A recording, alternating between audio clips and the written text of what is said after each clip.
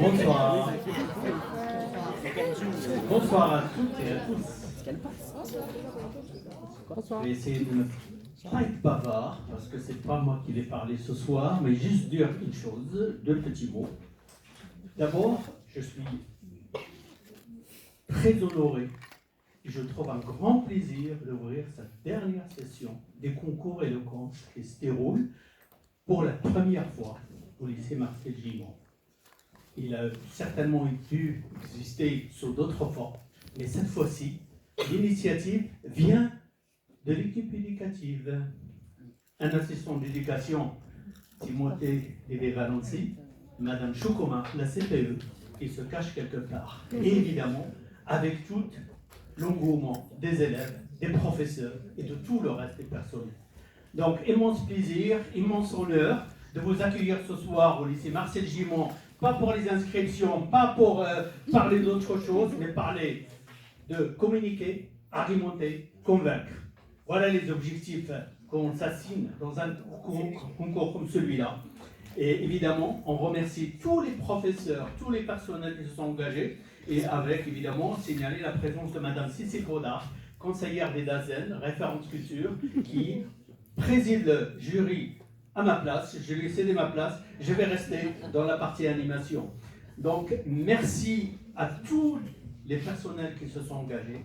Bravo et merci aux élèves qui ont participé à toutes les étapes des concours. Et sachez que c'est une très belle soirée, comme on sait en faire au lycée Marcel Gimond. Il y en aura d'autres. Et bravo. Et le concours est lancé. Bonne soirée à tous.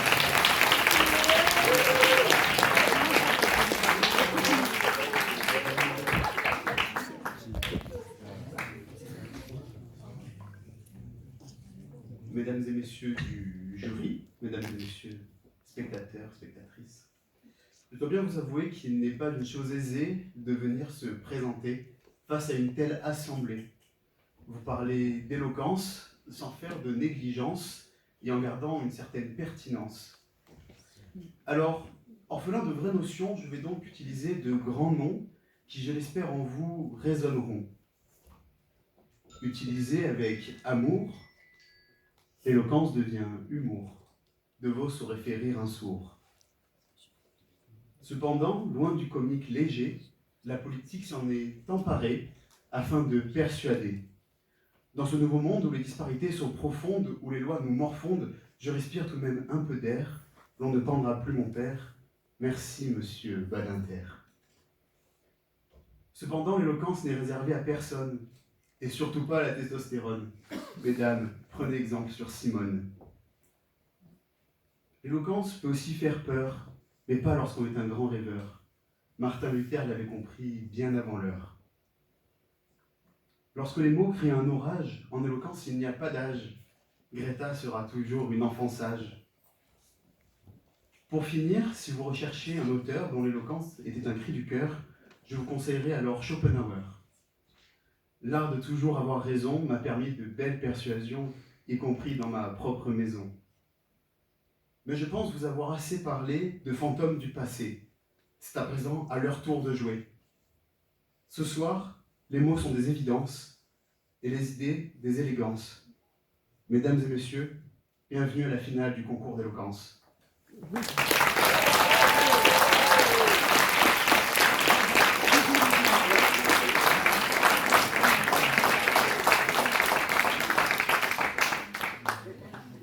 Forcément, il y a donc un programme à cette belle soirée qui s'annonce.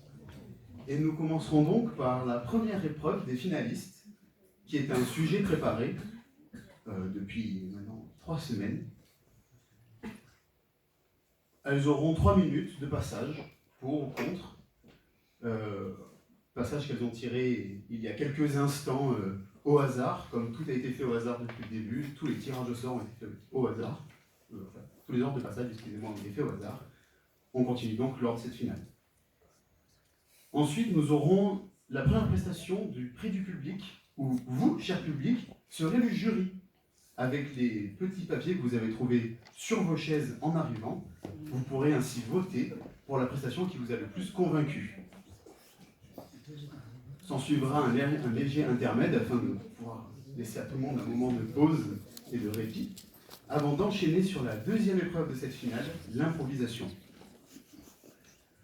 Suite à cela, vous aurez une deuxième prestation du public, toujours sur le même principe avec le petit vote. Vote que vous pourrez effectuer lors de l'intermède d'une demi-heure, où on vous invitera à rejoindre le réfectoire afin de prendre une pause conviviale. Enfin, nous reviendrons pour la dernière partie de cette finale et la troisième épreuve qui sera donc un discours dont on vous reparlera un petit peu plus tard. Et enfin, la finale bis, puisque nos 4 petits finalistes ont décidé de ne pas s'affronter, mais de faire plutôt un ensemble à 4, parce qu'ils trouvaient ça mieux. Ainsi, nous finirons donc avec les résultats de vos votes, chers jurys, et les résultats de cette grande finale. Mais comme je vous l'ai dit, nous avons donc un magnifique jury ce soir, composé ainsi... Excusez-moi, j'ai oublié de renvoyer mon cahier. Composé ainsi de... de Madame Dujon,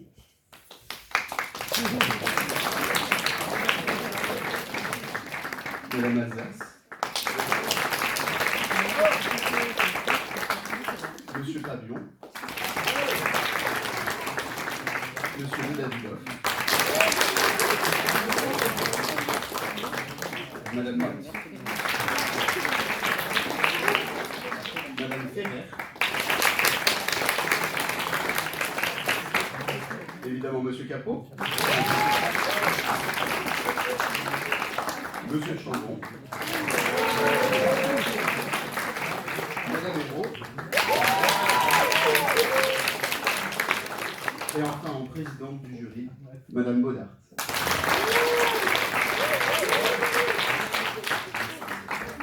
Mais que serait une finale de concours sans finaliste?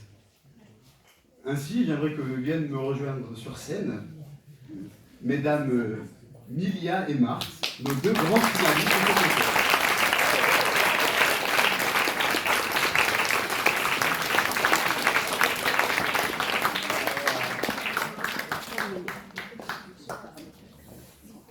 Nous allons donc pouvoir commencer la première épreuve de ce concours d'éloquence avec Marthe, qui passera donc en première. J'ai oublié de vous préciser quelque chose d'important. Ces demoiselles seront donc sur le sujet qui s'affiche juste ici derrière moi. La réalité des uns est-elle la réalité de tous? Marthe, présente, passera donc sur le contre pendant 3 minutes.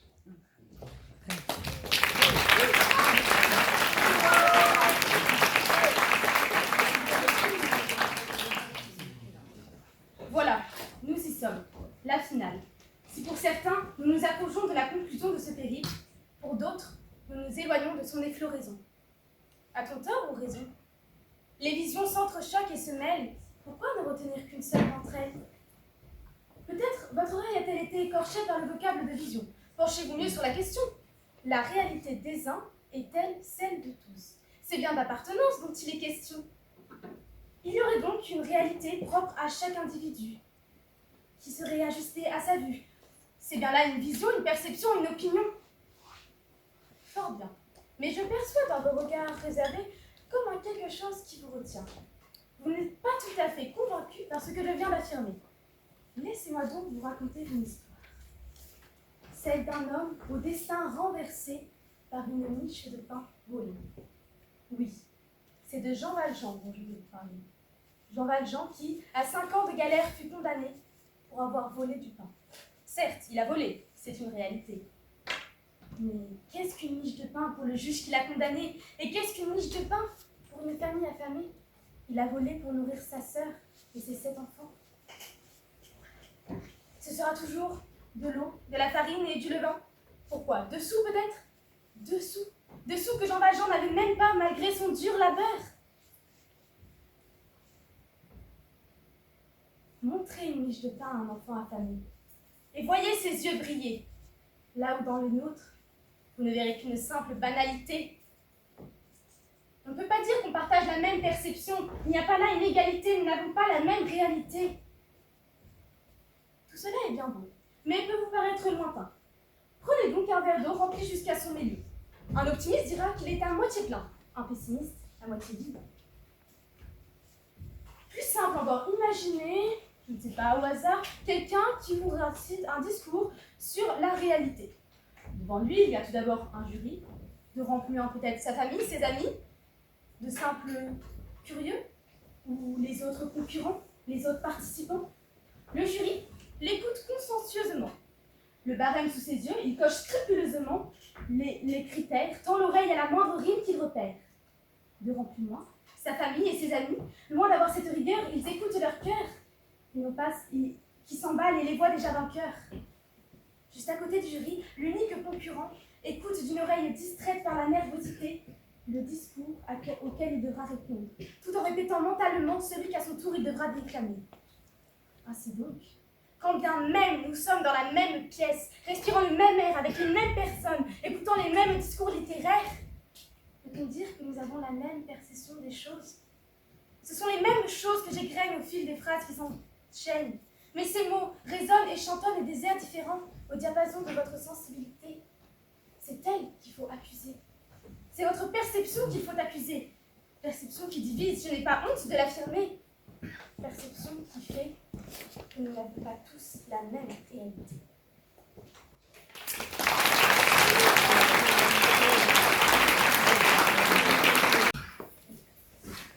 Mesdames, Messieurs, ce soir, je me permets de vous parler d'un sujet important, d'un sujet urgent, d'un sujet révoltant. Révoltant car peu ou pas assez mis en avant. Mesdames, Messieurs, ce message est pour ma future fille, vos propres filles, vos sœurs, vos mères, vos femmes, vous et vos consciences tranquilles. Ma fille, je te montre ce soir avec appréhension ce monde sans prévention. Je te montre la réalité de tous, aujourd'hui banalisée. La réalité de ce monde immonde, idéalisé. Tout d'abord, tu vas passer de fille à femme, puis de mademoiselle à madame, et enfin, d'innocence à évidence. La réalité, c'est que tu vas grandir, ma fille. Tu vas grandir dans un monde d'hommes, dirigé par un homme qui veut léguer la Légion d'honneur à un violeur, accompagné de son gouverne qui ment, accusé de violence conjugale, de viol et de détournement de fonds. Quelle belle leçon! La liste est longue, je ne voudrais pas te désespérer, mais il est aussi accompagné d'un Premier ministre qui fait des blagues racistes et qui veut que la retraite soit à 100 ans, en commençant à l'âge de 3 ans, croyant à l'immortalité et ne voulant du peuple que l'argent. En plus de ça, tu auras des retards de loyer, des dettes noyées, des factures impayées. Et ce n'est pas le pire dans tout ça. Si tu ne te retrouves pas mère au foyer à 30 ans présumé, pour accéder à un poste premier, il faudra sucer.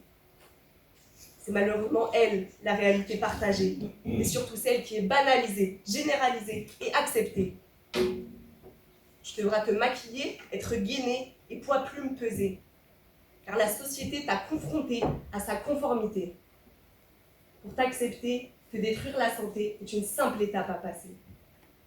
Encaisser les remarques blessantes, tu devras, les mains au cul des vauriens, les regards insistants des hommes non galants et les sifflements des hommes chiens.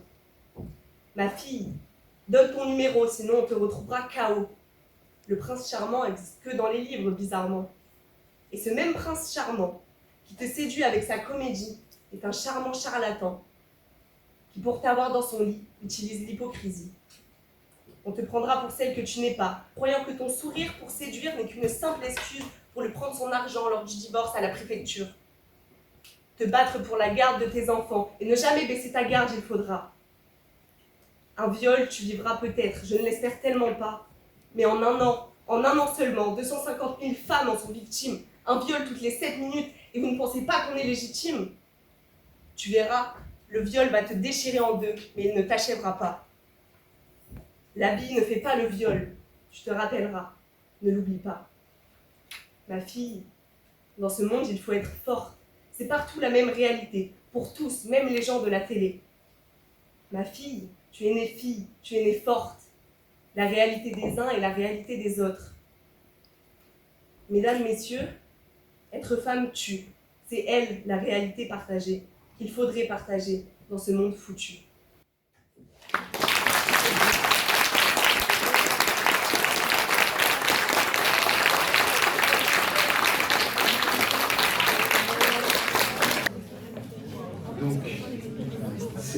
public va donc vous être présenté par d'anciens candidats du concours d'éloquence qui se sont à nouveau portés volontaires pour se présenter ce soir face à vous et vous présenter donc le sujet qui s'affiche derrière moi, citoyen du monde en 2034.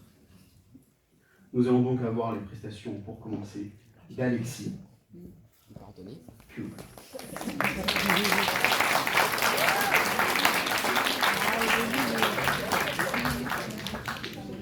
Puis Il y a 30 ans, on disait qu'aujourd'hui, on aurait des voitures volantes. Il y a 20 ans, on disait qu'aujourd'hui, on aurait pu s'envoler dans l'espace vers des colonies spatiales. Il y a 10 ans, on disait qu'aujourd'hui, on aurait un meilleur président. Dans 10 ans, on devrait avoir plein de choses, de folie. Depuis toujours, l'entièreté des prévisions est faite sur 2050. Dans 30 ans, la croissance démographique devrait exploser. Dans 30 ans, on devrait atteindre les 10 milliards d'habitants. D'ici 2050, l'entièreté de la production de protéines du monde devrait provenir des insectes. Mais d'ici 10 ans, que devrait-il se passer? Avant de deviner combien on sera, ce que l'on mangera dans 30 ans, commençons par nous demander ce qui arrivera en 2034. Tout idéaliste se dirait, dans 10 ans, le système aura changé. Les gens seront reconnus, le racisme, l'homophobie, la misogynie, l'antisémitisme éloignés.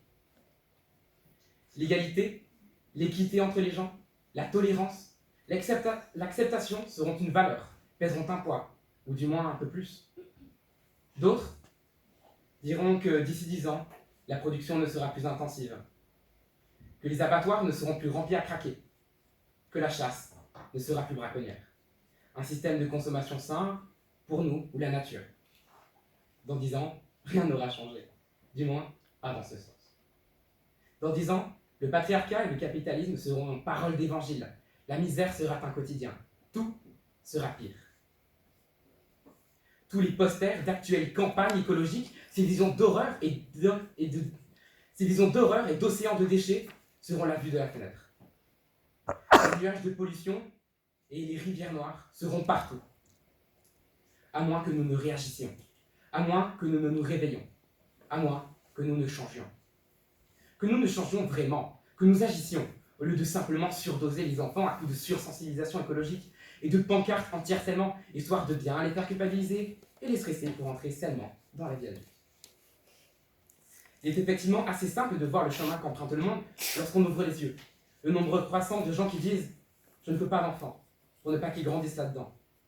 Le nombre croissant de gens qui disent « je ne veux pas vivre » pour ne pas évoluer là-dedans. Ce monde entame sa perdition, et j'angoisse de l'entendre dire. Pourtant, tout le montre. Tout le monde le crie. Mais ça ne sert à rien de mettre une telle pression sur les enfants. Je ne m'apprête pas à vous faire un cours sur la collapsologie, mais vous devez voir. Les décharges pleines, les déchets nucléaires déversés dans les fleuves, le poids des responsabilités déversées sur les enfants, la relève. Dans 10 ans, le monde sera encore supportable. Mais dans 30 ans, on sera 10 milliards d'êtres humains dans un monde de crasse, sur des montagnes de déchets. Alors dans 10 ans, on pourra vivre sur Terre, mais on voudra mourir pour arriver autre part. On pourra vivre sur Terre, mais on devra se déchirer pour les dirigeants. On pourra vivre sur Terre. Sera-ce vraiment souhaitable? Une Terre habitable pour un monde toxique. Une Terre exploitable pour un monde énergivore. Une Terre peu féconde pour un monde qui l'empoisonne. Moi, nous, citoyens de 2034, je serai malheureux. Nous serons malheureux. Merci.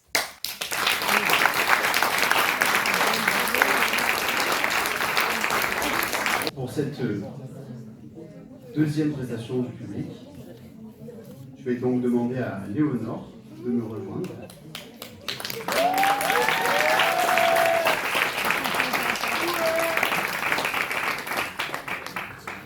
Moi, citoyenne du monde dans 10 ans. Maroc m'émeut. Le cœur marocain quand le corps est français, l'enfance a baigné dans l'odeur du safran. Ma douceur enfantine est bercée par la diversité, mes yeux, quant à eux, ont su s'imprégner de l'altruisme et de la pauvreté. La misère est si belle, que disent nos artistes préférés. Ces mêmes artistes maghrébins peuvent comprendre mon discours d'aujourd'hui. La face du monde oriental atténue tous vos drames quand la France prône son système implacable. Ataraxie, à la vue du drapeau rouge et vert, mon cœur s'apaise et laisse place à ma nostalgie divine. Elle est de celles qui sont positives et qui te rappellent d'où tu viens. Bordel, quelle richesse que de vivre dans la culture de ce qui a fait dans ma nature. Même s'il fallait 10 vies à l'honneur pour s'entourer de ses trésors, sa 10e vie se trouverait encore et encore dans ce même décor. Mon âme est en tempête. Le souvenir des vagues se casse sur la côte du Maghreb, ma tête est aussitôt à la fête. Aucun occidental ne peut avoir la prétention de dire avoir orienté ce pays d'une quelconque manière. Blanche aux taches de rousseur, ce pays m'a porté comme une deuxième mère. Est-ce le soleil qui rend le cœur de cette population si pure? L'égalité semble être innée quand Fatima partage son pain pour lequel elle a travaillé si dur. Je vous parle d'une terre où la gentillesse coule à flot, remède de tous mes maux. Admiratif de la simplicité, tout est clair maintenant, voilà pourquoi vos ados sont torturés. Condamnée à errer sur les bancs de l'école obstinée, celle qui me fait pleurer avant la fin de ma journée. Le bourrage de mon crâne servira à votre capital, bien trop souvent au dépend de l'état de mon âme. Concours organisé dans mon enclos d'éducation pour critiquer l'éducation, si seulement on me permettait d'y apporter des solutions. Dans 10 ans, moi, je veux faire entendre ma voix, citoyenne préservatrice de tous mes choix. La réflexion prématurément trop claire pour faire régner ma conscience en paix, j'en parle déjà dans tous mes cahiers, élèves perturbés par l'inégalité. Toute vérité est trop vraie pour plaire à nos prédécesseurs. Pour eux, nous sommes qu'agresseurs de la conservation de leurs valeurs. Je repense au prix de notre PIB à travers la vie de mon RER bien cabossé. Ma France nous accroche quand le RSA ne suffit absolument pas à me remplir les poches. Même si 1 an plus tard je serai au SMIC, je ne pourrai même pas être considérée dans ma société cynique. On a vendu du rêve aux habitants du Maghreb, initialement venus pour se refaire, les voilà boucs émissaires du populaire sur BFM. Le CIC ne veut même pas m'accorder mon prêt pour mon studio dans ce quartier mal famé, et si je donnais mes sous à LVMH, aurais-je le droit à mon palace? De tous mes jours, de toutes mes spéculations imaginatives sur l'avenir, chacune était avec le monde et la compagnie. Il ne m'est jamais arrivé de penser pouvoir survivre et exister sans l'autre, sans mon entourage et celui de l'inconnu. Je veux que les autres m'apprennent, travaillent et rient avec moi pour les 10 prochaines années. Servir et contribuer au bien de la coexistence des individus. Pour mon esprit éveillé, j'aimerais une destinée avec toujours des questions sensées dans un sujet qui jamais ne s'épuise. Attendez, dites-moi déjà comment marche nos sociétés. Avec l'espoir d'y avoir contribué, si un jour je connais la paix, j'irai chercher celle qui est mienne, quoi qu'il advienne, loin de la chaîne. Me sentir à travers mes passions, qu'importe si elles se font sous l'impulsion de mes émotions. J'irai danser sur chaque falaise et paysage, ruines et villages, tous à minima plat pour tourner sur mes pattes. Bien sûr, vous l'avez compris, j'en suis sûre. J'irai nourrir ma réflexion vers de nouvelles directions et regarder sa nature pour rendre mon âme plus pure, loin du bercail, au milieu d'autres cultures. Et si un jour je ne demeure plus agrippée à aucune des flammes de mon passé, je ferai aligner mes 2 anges du même côté quand je poserai ma tête du bon côté de l'oreiller. Le tout dans ma maison super colorée, avec plein de plantes et pas de sel en papier. Tout en verte, pour la couleur de l'espoir. Pour ceux que j'aime, elle métamorphosera la couleur de toutes leurs têtes lorsqu'elles seront brouillées de noir. Au milieu de la montagne, elle sera perchée, ma maison colorée. Car oui, pour ceux qui me connaissent, elle est mon environnement anesthésiant, hiver comme été. Avec le cœur accroché à mon être préféré, entouré de tout mon monde, je serai bien occupée dans ma bulle de liberté. Tant que mon cerveau réussira à répondre à toutes les questions de mon être sans perfusion, en intraveineux, je veux d'un peu de science de toutes mes interrogations faramineuses, l'esprit de fouineuse, pourvu qu'il pleuve demain ou qu'il neige. Quand le soleil est caché, il t'accompagne toujours dans le cortège. Et si la météo, dans le tableau changeant que forme ma fenêtre, ne parvient pas à essorer les larmes de la journée du fléau, le lever de lune consolera le cœur qui brûle. Dans 10 ans, des années passées dans de bons vents, avec plus d'histoire qu'il n'en faut pour remplir une existence de 100 ans. J'extrapole bien sûr. En extra trop, tout le temps, je suis la pro, mais je me suis promise de rêver grand. On m'a dit que c'était beau. Me perdre dans la grande Russie de ma map-monde, tourner la boussole des options et changer de direction. Le cœur et la pendule synchronisés. On tourne la map, ça y est, j'ai mon cap. En propre capitaine, je suis la seule adversaire de ma propre arène. Je crache sur mon esprit de compétition, mon futur se prépare dorénavant sans ma haine.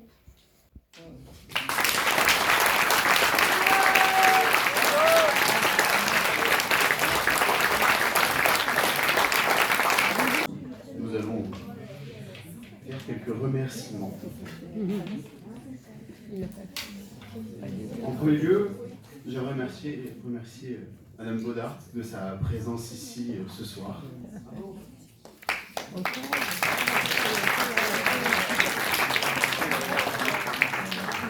Merci Monsieur Aurin du Dauphiné libéré. Merci Madame Palmier de la Tribune. J'aimerais aussi remercier Monsieur Criat pour nous avoir permis de faire ce concours d'éloquence et de vous proposer cette finale ce soir.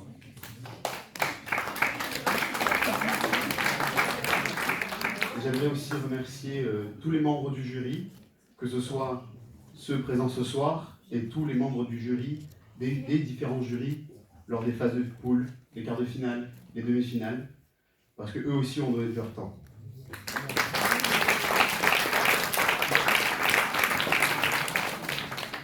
J'aimerais vous remercier, vous, cher public, d'être là ce soir, de vous être déplacés, pour vos amis, pour votre famille.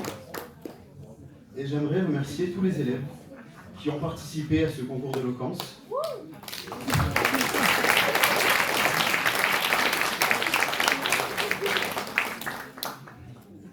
Et à présent, puisque dans tout concours il y a des récompenses, j'aimerais remercier les différentes personnes qui nous ont permis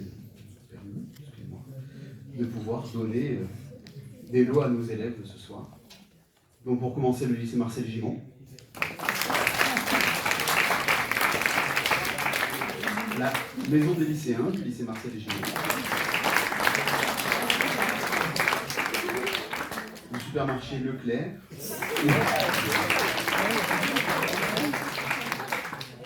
Le magasin Boulanger à Aubenas. Le boutique Virtual Connect à Aubenas. Le camping 1000 étoiles.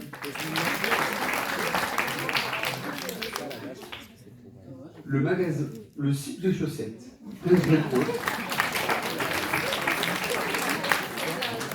les magasins d'Albé et Fnac, les chocolateries Chauvet et Jeff de Bru,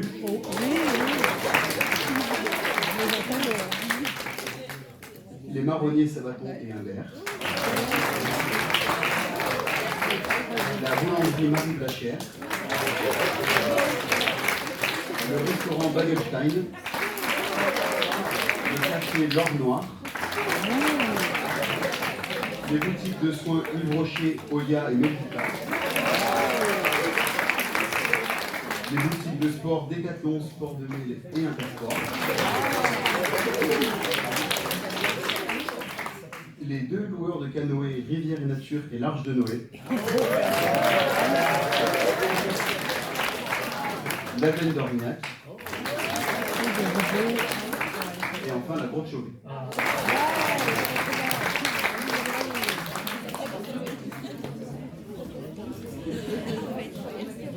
Alors, je vais profiter de cet intermède pour dire quelques mots. D'abord, on a été très touchés par les prestations de nos élèves. Et c'est encore la preuve, une nouvelle fois, que le lycée Marcel Gimond, c'est un lycée d'éducation, de formation et de culture.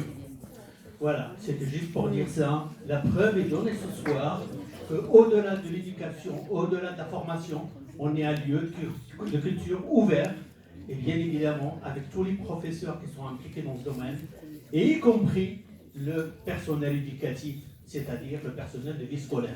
Mes remerciements profonds à Timothée, avec Madame Choukouma qui ne veut pas prendre la parole.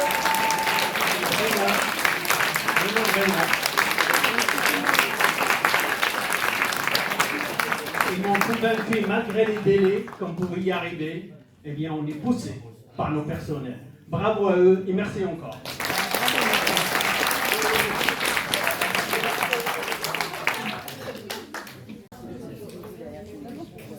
Chose exceptionnelle, nous sommes en avance. Mais le souci, c'est que cette avance impacte le déroulement de ce concours d'éloquence, puisque nous allons passer à la deuxième épreuve de cette finale, qui se trouve être l'improvisation. Donc c'est une épreuve que nous avions déjà expérimentée durant les quarts de finale, et qui est plutôt concluante, c'est-à-dire que nous donnons un sujet 12 minutes à l'avance aux deux personnes qui passent, enfin, l'une puis l'autre, et elles ont 12 minutes de préparation afin d'improviser sur ce nouveau sujet. Donc elles sont actuellement en train de travailler leur sujet. Elles ont donc 12 minutes pour 2 minutes de passage. Je peux tout de même vous donner une petite indication. Comme tout à l'heure, elles ont tiré au sort leur ordre de passage ainsi que leur sujet. Et une nouvelle fois, c'est Marthe. Non, aussi c'est Marthe, pas une nouvelle fois. Aussi c'est Marthe. Qui passera en premier. Une nouvelle fois, je ne sais pas où j'étais. Une nouvelle fois, c'est Marthe qui passera donc en premier. Sur le sujet, le bonheur ne vient pas à ceux qui l'attendent assis. Le bonheur ne vient pas à ceux qui l'attendent assis. Comme nous avons beaucoup d'avance, je vous avais promis une prestation du public pour après. Et bien nous allons la faire tout de suite, puisque Ismaël et Noam sont en train de se préparer pour me rejoindre sur l'estrade.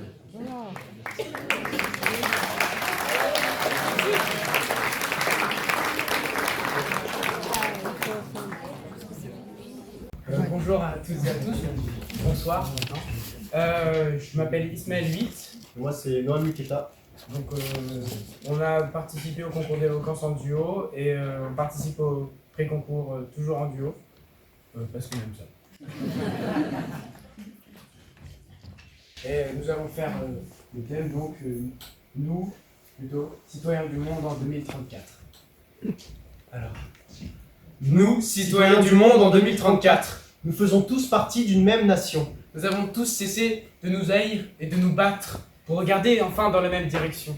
Mais avant le meilleur vient le pire, et la peur nous a pendant longtemps dominés. Nous avons connu des jours horribles que nous allons dès à présent vous raconter.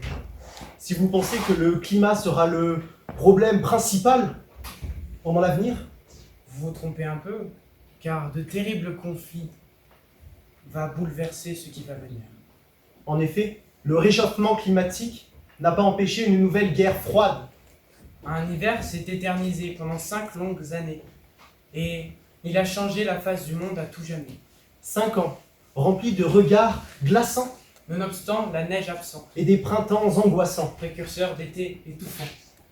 Le pétrole, se tarissant, a fait jaillir de nouvelles tensions entre les grandes puissances. Des vagues de soldats ont déferlé partout sur terre comme sur mer. Un océan de souffrance a transformé le paysage en enfer. Une pluie de bombes a dévasté la planète et l'a fait larmoyer. Un déluge de sang et de larmes a coulé sur le monde jusqu'à qu'il soit noyé. Quoi qu'il en soit, notre histoire est sur le point de devenir conte. De fait, au climax de ce Ragnarok, À l'apogée de cet Armageddon, au moment où le monde avait perdu les pédales, il s'est emparé du guidon. Dans ce Capharnaüm, dans cette bouillie difforme, il a mis les pieds dans le plat. Sur les terres ternes, il a irrigué les couleurs. Il a soigné père et mère, irrités de douleur. il a propagé une bienveillance pure partout. Ainsi, personne ne lui a jamais voulu du mal, loin l'idée de le crucifier, car, au fond, même les malotrucifiés, Et nous l'avons vu, armés seulement de son regard paisible et de son sourire doux. faire parler un muet. Depuis, les murailles entre les hommes et même entre les nations sont devenues des murets. Oui. Nous avons cessé d'être des idiots et enfin compris que l'argent ne comble ni le cœur ni le ventre. Là-bas, sans demander rien en retour, on s'entraide, qu'il pleuve ou qu'il vente. Nous avons appris à observer À savourer. les choses simples qui ne comptaient pas énormément. Ce que nous avons enfin compris, que le monde ne mourra pas par manque de merveilles, mais par manque d'émerveillement. Là-bas, le bonheur peut être composé d'une simple discussion avec des potes âgés et une bonne théière. Là-bas, on s'en fiche d'avoir le beurre, l'argent du beurre et le cul de la crémière. Nous, citoyens du monde en 2034, nous venons de finir de vous conter l'avenir. Mais voilà qu'il se fait tard Il est temps pour nous de partir.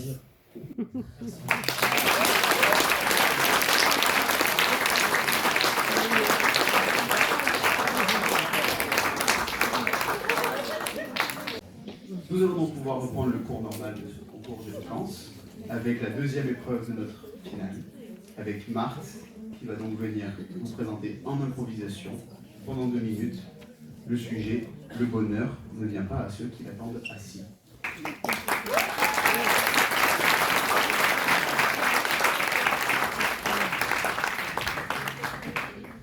Le bonheur ne vient pas à ceux qui l'attendent assis. On dirait une phrase toute droit sortie d'un recueil de motivation, écrit par un ordinateur, ou peut-être quelqu'un qui a un cœur, on ne sait pas trop. On dirait une phrase que l'on dit aux gens qui sont en dépression, pour les sortir de leur torpeur, comme si les secouer allait les sauver. Mais moi, je me demande quand même quelque chose. Le bonheur ne vient pas à ceux qui l'attendent assis. Et les handicapés. Je sais que c'est saugrenu, mais bon, ils n'auraient pas droit au bonheur alors eux? Bah visiblement, si l'on s'en tient à certains, Théo Curin par exemple, amputé de ses 4 membres, Théo Curin qui est champion de natation, ils peuvent quand même se relever, ils peuvent quand même avancer. Mais est-ce sa carrière qui le rend heureux? Telle est la question, parce que qu'est-ce que le bonheur au juste? C'est vraiment une question compliquée et je ne sais pas si on peut vraiment le définir comme obtenir quelque chose de matériel, obtenir quelque chose de monétaire, avoir de l'argent, avoir une carrière. C'est ça être heureux? Ou est-ce qu'être heureux, ce n'est pas tout simplement trouver dans les petites choses du quotidien des petits plaisirs, des petits bonheurs, comme on dit? Le bonheur ne vient pas à ceux qui l'attendent assis. Parfois, c'est bien d'être assis, d'aller juste s'asseoir dans un parc, dans la rue, dans la cour, et puis de regarder les autres, de regarder les gens heureux, peut-être la nature. C'est un peu cliché, mais finalement, le bonheur, c'est différent pour tout le monde. Certains, on a l'impression que c'est si facile. Ils marchent dans la rue et oh, un billet de 50 €. C'est facile d'être heureux, non? Et nous, on a l'impression qu'on court après tout, on a l'impression qu'on n'y arrivera jamais, et que pourtant, nous, on fait tout pour y arriver, on s'échine à cela. Mais peut-être qu'on court trop. Peut-être que le bonheur vient lui passer devant, peut-être que lui, il était assis et il nous attendait, et que nous, bah, on a filé. Le bonheur, c'est différent pour tous les gens. Mais peut-être que le bonheur, c'est juste de croquer la vie à pleine dents.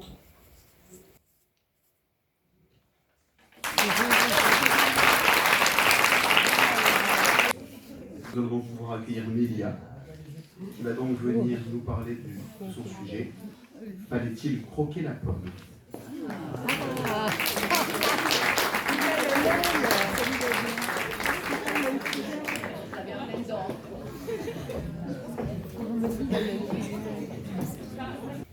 Fallait-il croquer la pomme?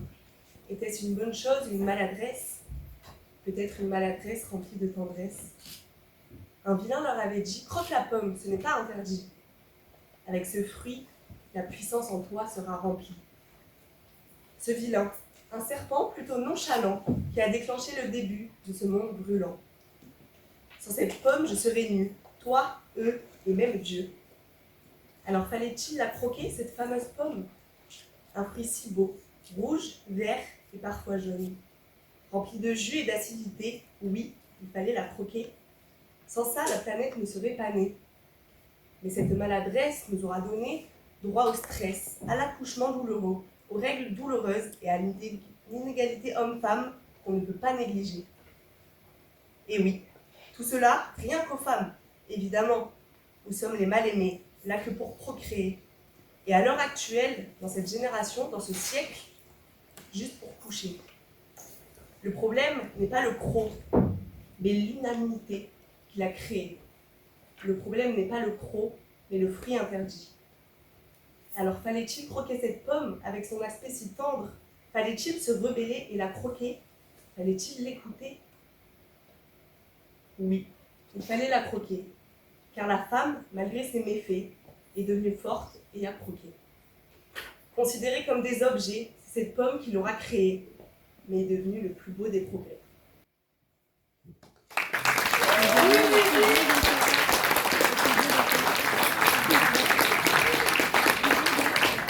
La troisième épreuve de cette finale du grand concours d'éloquence. Nos 2 finalistes vont présenter donc 2 discours. Milia présentera un discours de Simone Veil. Elle passe en premier, excusez-moi. Ces discours sont donc des discours célèbres, prononcés par 2 grandes personnes. L'idée, c'était de se les approprier sans théâtraliser et en y amenant une touche personnelle. Donc, je vais donc demander à Lilia de me rejoindre.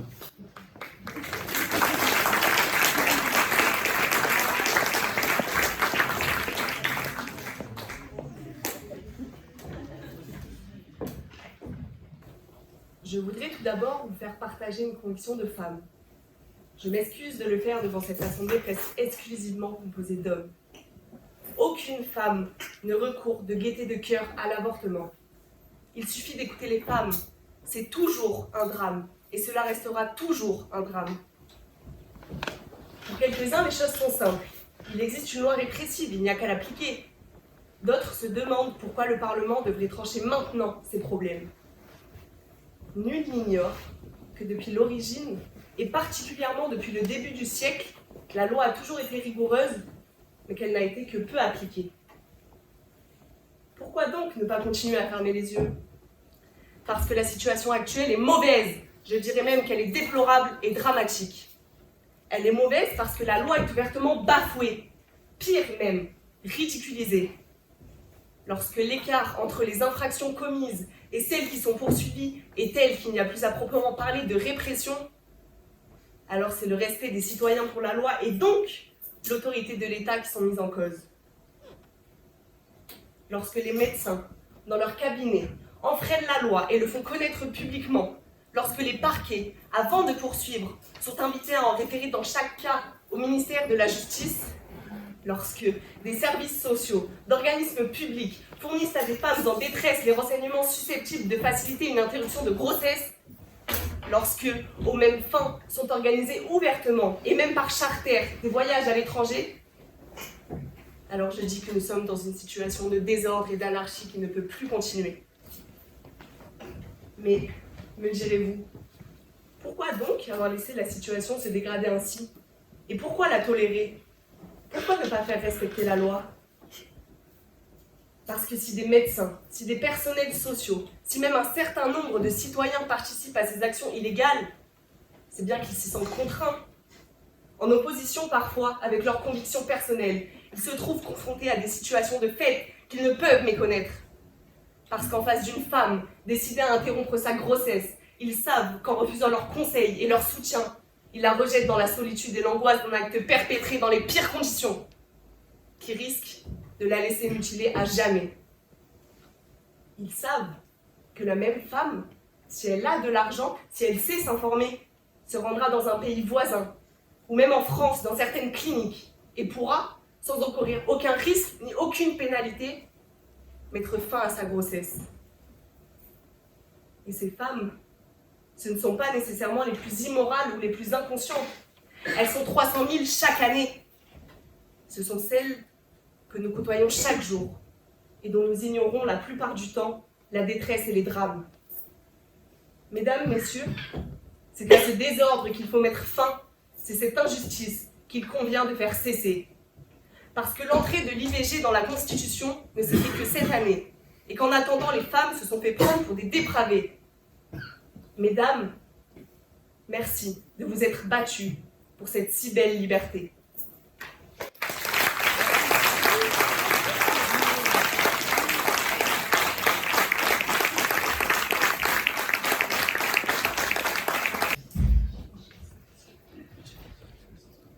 Pour information, ces discours ont été donnés en même temps que les sujets de la première épreuve. Elles ont pris 3 semaines pour les étudier et se les approprier. Marthe va vous faire du coup le discours de Greta Thunberg à l'ONU.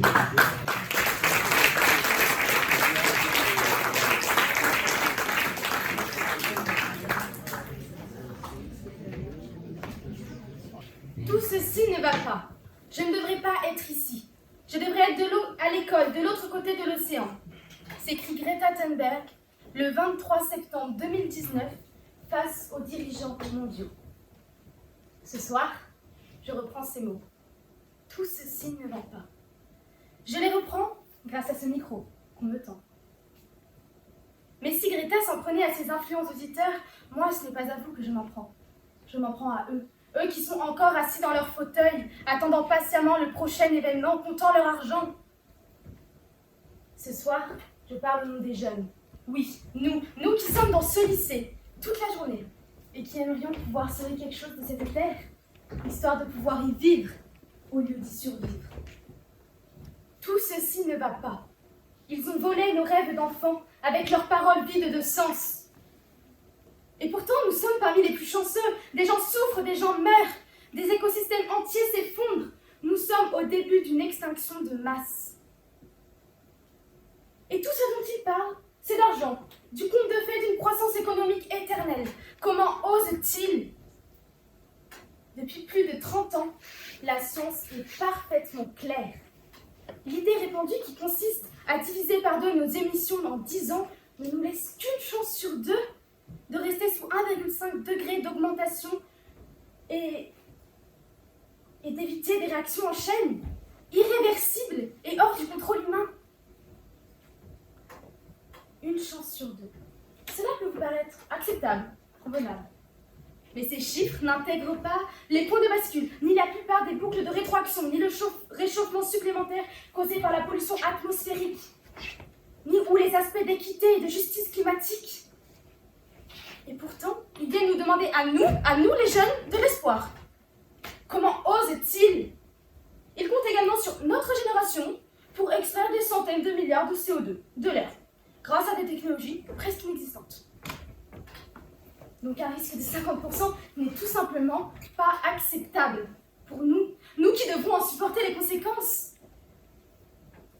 Mais alors, pour avoir 67% de chance de rester sous 1,5 degré d'élévation de la température mondiale, selon les meilleures prévisions du groupe intergouvernemental d'experts de l'évolution du climat, il restait au monde 420 gigatonnes de dioxyde de carbone à émettre au 1er janvier 2018. Aujourd'hui, ce chiffre est déjà détendu à moins de 350 gigatonnes. Comment osent-ils prétendre que cela puisse être résolu en faisant comme d'habitude, avec quelques solutions techniques ? Avec les niveaux d'émissions actuels, le crédit CO2 restant sera épuisé dans moins de 8 ans et demi. Il n'y aura pas de solution ou de projet à la hauteur de ces chiffres aujourd'hui. Parce que ces chiffres leur sont trop gênants et qu'ils ne sont toujours pas assez matures pour dire les choses comme elles sont. Ils disent qu'ils nous entendent et comprennent l'urgence. Comment osent-ils ? Mais nous les jeunes, nous commençons à comprendre leur trahison. Ils nous laissent tomber. Comment osent-ils encore regarder ailleurs et venir en disant qu'ils agissent assez, alors que les politiques et actions nécessaires ne sont faites nulle part ? Les yeux de toutes les générations futures sont tournés vers eux. Et s'ils choisissent de nous laisser tomber, nous ne leur pardonnerons jamais. Nous ne les laisserons pas s'en tirer. C'est ici et maintenant que nous fixons la limite. Le monde se réveille et le changement arrive, que cela leur plaise ou non.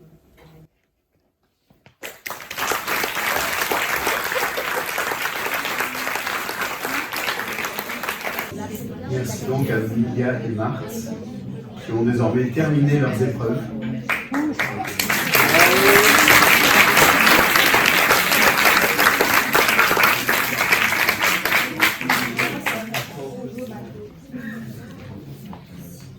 Avant d'en venir à cette finale bis, j'aimerais faire un dernier remerciement à des personnes qui sont là depuis le début de la soirée, qui vous ont accueillis, que ce soit au portail ou dans le réfectoire tout à l'heure, qui sont au fond de la salle et qui nous aident depuis cet après-midi à installer la salle, à installer le réfectoire pour cette soirée, pour vous la rendre agréable. J'aimerais donc remercier les élèves de Bac Pro, Edwina, Manon, Malo, Tristan, Caro et Dimitri pour leur aide précieuse.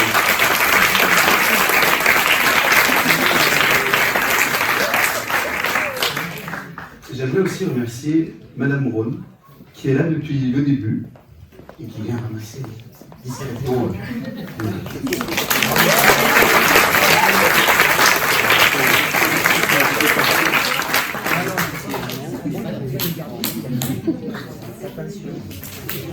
Un dernier remerciement plus personnel ira à Madame Choukouma pour tout ce qu'elle a fait pour ce concours d'éloquence, et sans qui ce concours d'éloquence n'aurait pu exister.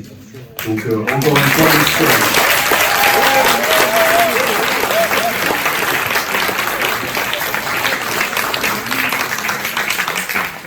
vous. Et avant que je les oublie, c'est vrai qu'on a quand même une régie image tout au fond de la salle, avec, excusez-moi les gars, Nathan et Maël. Waouh, excusez-moi les gars. Et évidemment Morgane qui est tout depuis le début.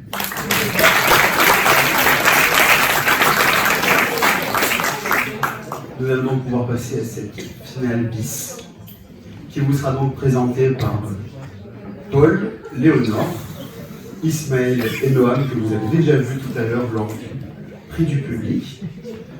Ce sont 4 élèves qui ont été jusqu'en demi-finale et qui ont refusé de s'affronter pour la petite finale. Ils ont préféré faire quelque chose à 4. Ils trouvaient ça plus cohérent avec leur manière d'être.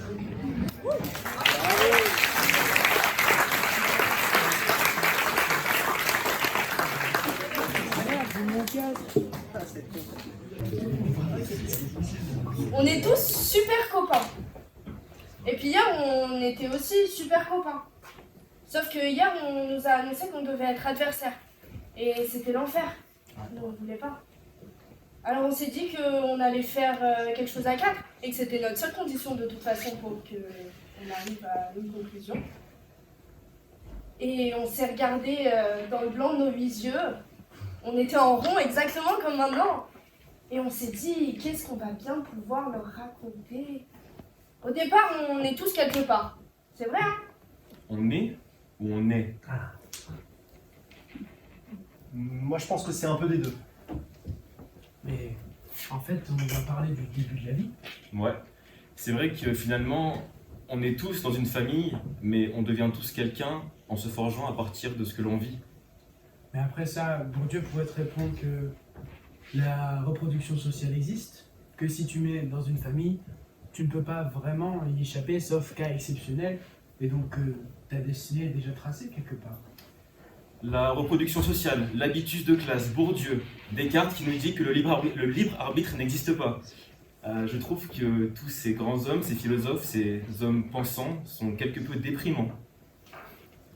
C'est-à-dire qu'on pourrait d'abord penser que on est destiné, on est défini par notre famille. Moi, par exemple, je m'appelle Noam Luqueta, mes parents s'appellent Philippe et Anne, je suis né le 5 mai 2006, je suis né à Grenoble, je suis français, est-ce que je suis européen? Je suis peut-être citoyen du monde. Est-ce que c'est ça vraiment qui me définit? Et les gars, on va pas les ennuyer avec toutes nos questions. De toute façon, en lisant ça, ils se le sont déjà dit. Hein. Est-ce que vous voulez vraiment qu'on présente ça au concours d'éloquence? Non. C'est vrai que je vais peut-être faire quelque chose de plus intéressant. Mais alors, peut-être qu'on peut se poser la question de qui on est vraiment? Qui êtes-vous? Qui sommes-nous?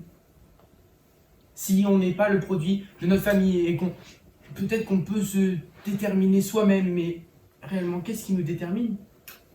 Je sais pas ce que vous en pensez, mais moi je suis tout à la fois. Moi je suis danse, moi je suis émotion, moi je suis les gens qui m'entourent, moi je vis autant de mes expériences que de mes sensations. Et toi, vous êtes qui? On est de ce que l'on ressent, de nos sensations, de ce que l'on voit, de ce que l'on aime, de ce que l'on goûte, de ce que l'on entend, de ce que l'on aime. Mais on est aussi ce qu'on déteste, ce que je haïs, ce que je pleure, ce que je vis, ce que je meurs. Parce qu'on est un peu tout à la fois, la vie serait fade si il n'y avait que des qualités et pas de défauts. En ce sens, nous devenons ce que nous vivons sans pour autant jeter notre moi d'avant. Il s'enrichit simplement de nos expériences, se construit jour après jour, et on ne peut finalement pas être nous, le nous de maintenant, toute notre vie. Tu crois ça? Oui. Bah, on ne peut pas être ce que l'on veut être. C'est ça? On peut devenir ce que l'on veut, mais on ne peut pas l'être immédiatement. Il faut avant passer par la case de l'expérimentation, du ressenti. C'est la vie. Mais ce que nous voulons vraiment, est-ce que cela vient de notre propre volonté? Est-ce que ce que l'on veut, ça ne serait pas ce que notre famille veut, ce que notre entourage veut, et qui nous oblige à choisir? Dans Non. ce lycée? Je ne pense pas. Car aujourd'hui, on a fait le choix de ne pas être troisième, de ne pas être quatrième, de ne pas être adversaire. On a choisi d'être peut-être ridicule. On a choisi d'être peut-être mal compris. On a choisi d'être peut-être pas si éloquent que ça.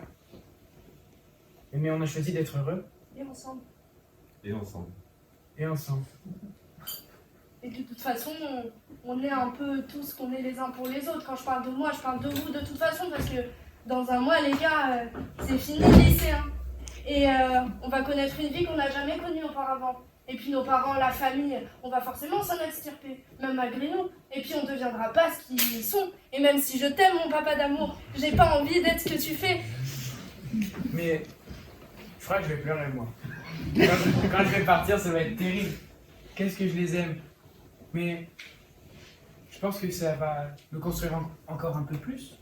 Qu'on va être aussi ce malheur et à la fois ce bonheur que d'être indépendant peut-être. Moi, je sais pas ce que vous en pensez, les gars, mais j'ai hâte d'exister encore un peu plus. Effectivement.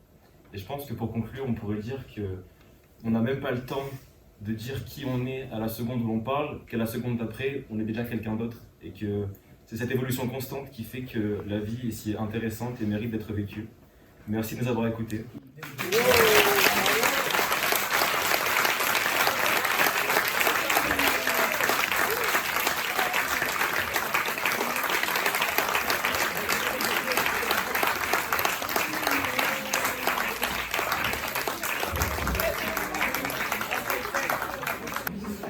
Ben voilà, on arrive à la conclusion de cette finale. Donc une nouvelle fois, merci à tous les élèves participant à cette finale, à vous, chers jury, cher public. Nous allons à présent passer à une petite distribution de cadeaux pour notre cher jury, qui a bien voulu être là ce soir. Corruption, corruption. Je ne participe. Je profiterai de ce moment. S'il vous plaît. Je profiterai de ce moment pour remarquer, quand même, vous faire remarquer que ce concours d'éloquence a été, pour nous, le moment de constater une véritable entraide entre les élèves. Il n'y a pas eu de véritable compétition. Ils se sont toujours entraidés, des phases de poule jusqu'aux phases finales. Ils ont toujours été ensemble, à l'image de nos 4 demi-finalistes et de leur petite finale, de leur finale bis. C'est vraiment quelque chose que nous avons remarqué et qui nous a profondément touchés. Et pour cela, nous tenons à vous remercier pour votre esprit, pour votre manière d'être.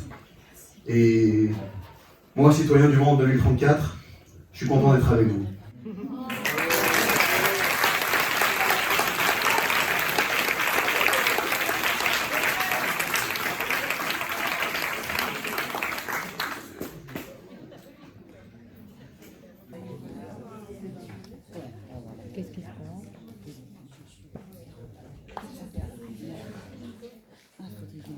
Nous allons donc passer aux résultats, si on me le permet. Passons donc aux résultats. On va donc commencer par les résultats du prix du public.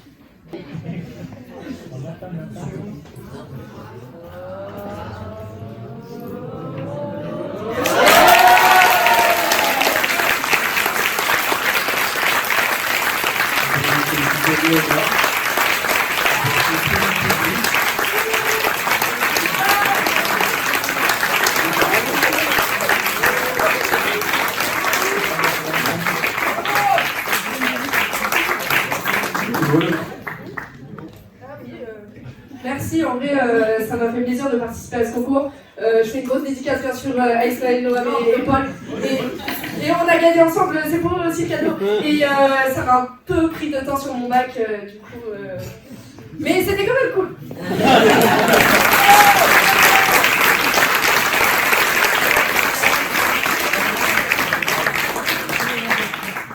Donc appeler Ismaël et Noam pour leur récompense pour leur France.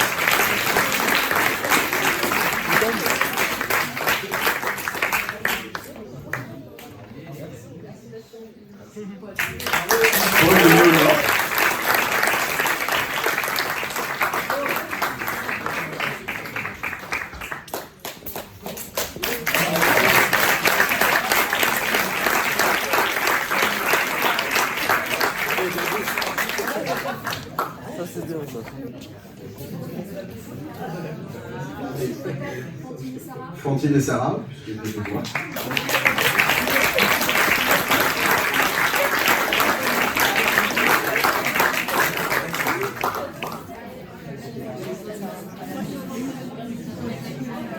Et malheureusement, les autres ne sont pas là ce soir, mais nous avions récompensé Kaila et Louison,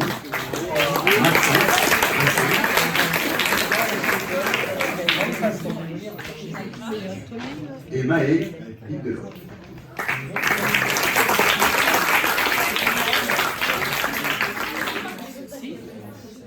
Voilà. Tous les élèves seront récompensés, évidemment, c'est quelque chose à laquelle on a tenu, d'où la longue visite, merci pour tout à l'heure. Et donc, tous les élèves qui ont participé à ce concours d'éloquence seront récompensés. Nous appellerons tous les élèves qui ont participé à venir à la fin récupérer leur récompense auprès de nous. Je crois que c'est le moment des résultats. Hein. Je crois que c'est le moment de vous dire qui a gagné ce concours d'éloquence. Et bon,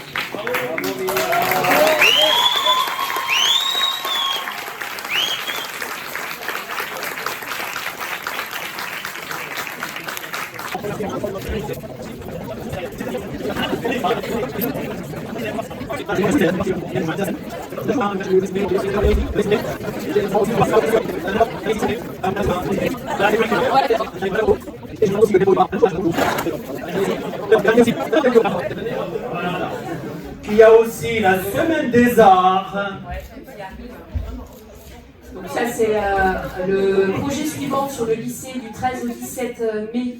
On organise la Semaine des Arts pour mettre à l'honneur les élèves artistes du lycée. Donc des peintres, des élèves qui écrivent, des élèves qui font de la photo, de la musique, etc. Et sur toute une semaine. Et il y a énormément d'activités, ça commencera lundi jusqu'au vendredi. Ça, c'est la première annonce. La deuxième, c'est moi qui vais la faire. C'est la fête de la parole. Compétition avec le lycée Le Teil, avec nos représentants qu'on a vus aujourd'hui. Et je suis sûr qu'ils vont bien nous représenter et relever le défi et sauver l'honneur de l'année dernière. N'est-ce pas, monsieur Davidov? C'est clair. Et Ouais. et Kaina sont finalistes, du coup elles n'étaient pas là ce soir, mais elles seront avec nous pour la fête de la parole. Donc le 24 mai, au lycée Le Teil, pour ceux qui souhaitent, c'est ouvert au public. Moi, peut-être pas trop. Et alors, le dernier mot que je vais dire, tout à l'heure j'ai dit lycée Marcel Gimond, bien évidemment, lieu d'éducation, de formation, de culture, mais aussi de citoyens engagés. Bravo, merci, on lève les bras et on se dit à la prochaine.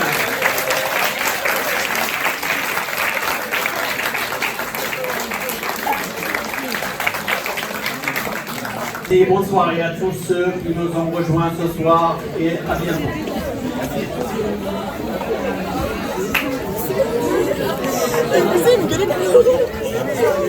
Madame, vous êtes contente de votre soirée? Ouais. Ça va nous. Je suis vraiment Uber Eats, moi.